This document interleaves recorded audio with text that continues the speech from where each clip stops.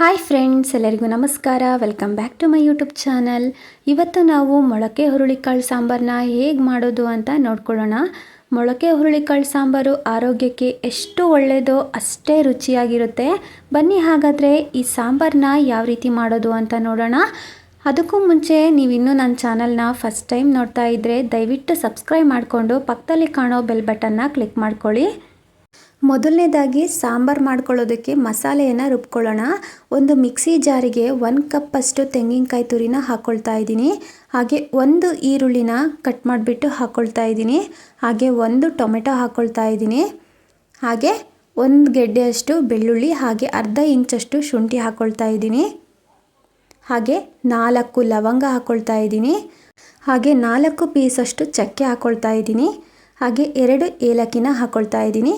ಹಾಗೆ 1 ಟೇಬಲ್ ಸ್ಪೂನಷ್ಟು ಧನಿಯಾ ಪುಡಿನ ಹಾಕ್ಕೊಳ್ತಾ ಇದ್ದೀನಿ. ಹಾಗೆ 2 ಟೇಬಲ್ ಸ್ಪೂನಷ್ಟು ಖಾರದ ಪುಡಿ ಹಾಕ್ಕೊಳ್ತಾ ಇದ್ದೀನಿ. ಖಾರ ನೋಡಿಬಿಟ್ಟು ಹಾಕ್ಕೊಳ್ಳಿ, ನಿಮಗೆ ಎಷ್ಟು ಬೇಕೋ ಅಷ್ಟು. ಹಾಗೆ 2 ಟೇಬಲ್ ಸ್ಪೂನ್ ಆಗುವಷ್ಟು ಶೇಂಗಾ ಬೀಜನ ಹುರಿದು ಸಿಪ್ಪೆ ತೆಗೆದು ಹಾಕ್ಕೊಳ್ತಾ ಇದ್ದೀನಿ. ಹಾಗೆ ಸ್ವಲ್ಪ ಕೊತ್ತಂಬರಿ ಸೊಪ್ಪು, ಹಾಗೆ ಸ್ವಲ್ಪ ನೀರನ್ನ ಸೇರಿಸ್ಬಿಟ್ಟು ನುಣ್ಣಗೆ ರುಬ್ಕೊಳ್ಬೇಕು. ಸೊ ಗಂಧ ರೀತಿಯಲ್ಲಿ ರುಬ್ಕೊಳ್ಬೇಕು. ಸೊ ನೋಡಿ ತೋರಿಸ್ತಾ ಇದ್ದೀನಿ ಅಲ್ವಾ, ಈ ರೀತಿ ಪೇಸ್ಟ್ ರೀತಿಯಲ್ಲಿ ರುಬ್ಕೊಂಡ್ರೆ ಸಾಕು. ಸೊ ಇದನ್ನು ಸೈಡಿಗೆ ಎತ್ತಿಟ್ಕೊಳ್ಳೋಣ. ಈಗ ಗ್ಯಾಸ್ ಮೇಲೆ ಒಂದು ಪಾತ್ರೆನ ಇಟ್ಕೊಂಡು ಪಾತ್ರೆಗೆ 3 ಟೇಬಲ್ ಸ್ಪೂನಷ್ಟು ಎಣ್ಣೆನ ಹಾಕ್ಕೊಳ್ತಾ ಇದ್ದೀನಿ. ಎಣ್ಣೆ ಕಾದ ನಂತರ ಒಂದು ಅರ್ಧ ಟೇಬಲ್ ಸ್ಪೂನಷ್ಟು ಸಾಸಿವೆ ಜೀರಿಗೆ ಹಾಕ್ಕೊಳ್ತಾ ಇದ್ದೀನಿ. ಹಾಗೆ 1 ಈರುಳ್ಳಿನ ಈ ರೀತಿ ಕಟ್ ಮಾಡಿಬಿಟ್ಟು ಸೇರಿಸ್ತಾ ಇದ್ದೀನಿ ನೋಡಿ ಒಗ್ಗರಣೆಗೆ. ಹಾಗೆ ಕರಿಬೇವಿನ ಎಲೆನ ಹಾಕ್ಕೊಳ್ತಾ ಇದ್ದೀನಿ. ಸೊ ಈರುಳ್ಳಿನ ಫ್ರೈ ಮಾಡ್ಕೊಳ್ಬೇಕು 1-2 ನಿಮಿಷ. ಈರುಳ್ಳಿ ಸ್ವಲ್ಪ ಫ್ರೈ ಆದರೆ ಸಾಕು. ಸೊ ನೋಡಿ ಈ ಥರ ಫ್ರೈ ಆದರೆ ಸಾಕಾಗುತ್ತೆ. ಈಗ ನಾವು ಮೊಳಕೆ ಕಾಳನ್ನು ಹಾಕ್ಕೊಳ್ಳೋಣ. ಸೊ ಈಗ 1 ಬೌಲಷ್ಟು ನಾನು ಮೊಳಕೆ ಹುರುಳಿ ಕಾಳನ್ನು ಹಾಕ್ಕೊಳ್ತಾ ಇದ್ದೀನಿ. ಹಾಗೆ ಇದರ ಜೊತೆಗೆ ತರಕಾರಿ ಹಾಕ್ಕೊಳ್ತಾ ಇದ್ದೀನಿ. ನಾನು ಹೀರೆಕಾಯಿ ಹಾಗೆ ಆಲೂಗಡ್ಡೆನ ಹಾಕ್ಕೊಳ್ತಾ ಇದ್ದೀನಿ. ಸೊ ನಿಮಗೆ ಇಷ್ಟವಾದ ತರಕಾರಿನ ಹಾಕ್ಕೊಳ್ಬೋದು. ಇದೇ ತರಕಾರಿ ಅಂತ ಏನಿಲ್ಲ, ನಿಮಗೆ ಯಾವ ತರಕಾರಿ ಇಷ್ಟ ಆಗುತ್ತೋ ಆ ತರಕಾರಿ ಹಾಕ್ಕೊಂಡು ಮಾಡ್ಕೊಳ್ಬೋದು. ತುಂಬಾ ಚೆನ್ನಾಗಿರುತ್ತೆ.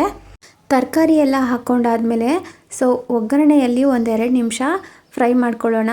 ಸ್ವಲ್ಪ ತರಕಾರಿ ಫ್ರೈ ಆದರೆ ಸಾಕು. ಸೊ ನೋಡಿ ಈಗ ಚೆನ್ನಾಗಿ ಫ್ರೈ ಆಗಿದೆ ಒಗ್ಗರಣೆನಲ್ಲಿ ತರಕಾರಿ. ಈಗ ನಾವು ಮುಂಚೆನೇ ರುಬ್ಬಿ ಇಟ್ಕೊಂಡಿರೋ ಮಸಾಲೆಯನ್ನು ಹಾಕ್ಕೊಳ್ತಾ ಇದ್ದೀನಿ. ಈಗ 1 ಟೊಮೆಟೊನ ಕಟ್ ಮಾಡಿಬಿಟ್ಟು ಹಾಕ್ಕೊಳ್ತಾ ಇದ್ದೀನಿ. ಸೊ ಈಗ ಟೊಮೆಟೊ ಹಾಕೋ ಬದಲು ಒಗ್ಗರಣೆಗೆ ಈರುಳ್ಳಿ ಹಾಕಿರ್ತೀರ ಅಲ್ವಾ, ಸೊ ಈರುಳ್ಳಿ ಫ್ರೈ ಮಾಡುವಾಗ ಬೇಕಾದರೂ ಟೊಮೆಟೊ ಸೇರಿಸ್ಕೊಳ್ಬೋದು. ಸೊ ಅಥವಾ ತರಕಾರಿ ಹಾಕಿದ ಮೇಲೆ ಕೂಡ ಹಾಕ್ಕೊಳ್ಬೋದು ಟೊಮೆಟೊನ. ನಾನು ಈಗ ಸೇರಿಸ್ಕೊಳ್ತಾ ಇದ್ದೀನಿ ಟೊಮೆಟೊನ.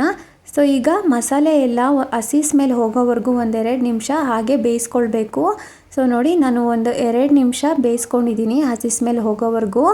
ಸೊ ಈಗ ನೀರು ಹಾಕ್ಕೊಳ್ತಾ ಇದ್ದೀನಿ. ಅದೇ ಮಿಕ್ಸಿ ಜಾರಿಗೆ ನೀರನ್ನ ಸೇರಿಸ್ಬಿಟ್ಟು ಹಾಕ್ಕೊಳ್ತಾ ಇದ್ದೀನಿ. ಸೊ ನೀರು ನಿಮಗೆ ನೋಡಿಬಿಟ್ಟು ಹಾಕ್ಕೊಳ್ಳಿ. ಸಾಂಬಾರು ಗಟ್ಟಿಗೆ ಬೇಕು ಅಂತಂದರೆ ಸ್ವಲ್ಪ ನೀರನ್ನ ಹಾಕ್ಕೊಳ್ಳಿ. ಸಾಂಬಾರು ತೆಳುವಾಗಿ ಬೇಕು ಅಂತಂದರೆ ಜಾಸ್ತಿ ನೀರನ್ನ ಹಾಕ್ಕೊಂಡ್ಬಿಟ್ಟು ನಿಮಗೆ ಹದ ಮಾಡ್ಕೊಳ್ಳಿ. ಸೊ ನಾನಿಲ್ಲಿ ಮುದ್ದೆಗೆ ಮಾಡ್ತಿರೋದ್ರಿಂದ ಸಾಂಬಾರನ್ನ ನಾನು ಸ್ವಲ್ಪ ತೆಳ್ಳಗೆ ಮಾಡ್ತಾಯಿದ್ದೀನಿ. ಈಗ ರುಚಿಗೆ ಸ್ವಲ್ಪ ಉಪ್ಪು ಹಾಕ್ಬಿಟ್ಟು ಮಿಕ್ಸ್ ಮಾಡ್ಕೊಳ್ತಾ ಇದ್ದೀನಿ ನಾನು. ಸೊ ನೋಡಿ ಈ ಹದಕ್ಕೆ ನಾನು ರೆಡಿ ಮಾಡ್ಕೊಂಡಿದ್ದೀನಿ. ನಿಮಗೆ ಚಪಾತಿಗೆ ರೊಟ್ಟಿಗೆ ಬೇಕು ಉಳ್ಳಿ ಮೊಳಕೆ ಸಾರು ಅಂತಂದರೆ ನೀವು ಸ್ವಲ್ಪ ಗಟ್ಟಿಗೆ ಮಾಡ್ಕೊಳ್ಳಿ. ನಾನಿಲ್ಲಿ ಮುದ್ದೆಗೆ ಮಾಡ್ತಿರೋದ್ರಿಂದ ಈ ಕನ್ಸಿಸ್ಟೆನ್ಸಿಯಲ್ಲಿ ರೆಡಿ ಮಾಡ್ಕೊಂಡಿದ್ದೀನಿ.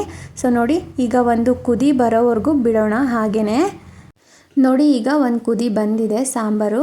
ಸೊ ಈ ರೀತಿ ಉಕ್ಕು ಗಟ್ಟಿರುತ್ತೆ ಅಲ್ವಾ, ಒಂದು ಕುದಿ ಬರೋದಕ್ಕೆ ಬಿಟ್ಟರೆ ಸೊ ಪ್ಲೇಟ್ ಮುಚ್ಚಿದಾಗ ಉಕ್ಕೋಗೋದಿಲ್ಲ. ಸೊ ಹಾಗಾಗಿ ಒಂದು ಕುದಿ ಬರೆಸ್ಕೊಂಡಿದ್ದೀನಿ. ಸೊ ಈಗ ಒಂದು ಪ್ಲೇಟನ್ನು ಮುಚ್ಚಿಬಿಟ್ಟು ಒಂದು 10-15 ನಿಮಿಷ ಸಾಂಬಾರನ್ನ ಮೀಡಿಯಮ್ ಫ್ಲೇಮಲ್ಲಿ ಇಟ್ಬಿಟ್ಟು ಬೇಯಿಸ್ಕೊಳ್ಳೋಣ. ಸೊ ನಾನಿಲ್ಲಿ ಒಂದು 10 ನಿಮಿಷ ಬೇಯಿಸ್ಕೊಳ್ಳೋದಕ್ಕೆ ಬಿಟ್ಟಿದ್ದೆ ಅಲ್ವಾ. ಸೊ ನೋಡಿ ಸಾಂಬಾರು ತುಂಬಾ ಚೆನ್ನಾಗಿ ರೆಡಿಯಾಗಿದೆ. ನೀವು ಪಾತ್ರೆಯಲ್ಲಿ ಮಾಡೋದಕ್ಕೆ ಇಷ್ಟ ಇಲ್ಲ ಅಂತಂದರೆ ಕುಕ್ಕರ್ನಲ್ಲೂ ಕೂಡ ಮಾಡ್ಕೊಳ್ಬೋದು. ಸೊ ಎಲ್ಲ ಮಸಾಲೆ ಮತ್ತು ನೀರು ಹಾಕ್ಬಿಟ್ಟು ತರಕಾರಿ ಎಲ್ಲ ಹಾಕ್ಬಿಟ್ಟು 2 ವಿಸಲ್ ಹೊಡೆಸ್ಕೊಂಡ್ರೆ ಸಾಕು, ಸಾಂಬಾರು ರೆಡಿ ಆಗಿಬಿಡುತ್ತೆ. ತುಂಬ ಬೇಗನೆ ರೆಡಿ ಆಗುತ್ತೆ. ಪಾತ್ರೆಯಲ್ಲಿ ಮಾಡೋದು ಲೇಟ್ ಆದರೆ ನೀವು ಕುಕ್ಕರಲ್ಲೂ ಬೇಕಾದರೂ ಇದೇ ಮೆಜರ್ಮೆಂಟಲ್ಲೇ ಮಾಡ್ಕೊಳ್ಬೋದು. ತುಂಬ ಚೆನ್ನಾಗಾಗುತ್ತೆ. ಸೊ ನಮ್ಮ ಮನೆಯಲ್ಲಿ ಪಾತ್ರೆಯಲ್ಲೇ ಸಾಂಬಾರು ಮಾಡೋದು, ಹಾಗಾಗಿ ಪಾತ್ರೆಯಲ್ಲಿ ಮಾಡಿಬಿಟ್ಟು ತೋರಿಸಿದ್ದೀನಿ. ನೋಡಿದ್ರಿ ಅಲ್ವಾ ಫ್ರೆಂಡ್ಸ್, ಮೊಳಕೆ ಹುರುಳಿಕಾಳು ಸಾಂಬಾರನ್ನ ಎಷ್ಟು ಸುಲಭವಾಗಿ ಮಾಡ್ಕೊಳ್ಬೋದು ಅಂತ. ತುಂಬಾ ರುಚಿಯಾಗಿರುತ್ತೆ, ಹಾಗೆ ಆರೋಗ್ಯಕ್ಕೂ ಕೂಡ ತುಂಬಾ ಒಳ್ಳೆಯದು. ಈ ಸಾಂಬಾರ್ ಜೊತೆಗೆ ಬಿಸಿ ಬಿಸಿ ರಾಗಿ ಮುದ್ದೆ ತುಂಬಾ ಟೇಸ್ಟಿಯಾಗಿರುತ್ತೆ. ನೀವು ಕೂಡ ಇದೇ ವಿಧಾನದಲ್ಲಿ ಒಂದು ಸಲ ಟ್ರೈ ಮಾಡಿ ನೋಡಿ, ತುಂಬಾ ಟೇಸ್ಟಿಯಾಗಿ ಆಗುತ್ತೆ ಮೊಳಕೆ ಹುರುಳಿಕಾಳು ಸಾಂಬಾರು.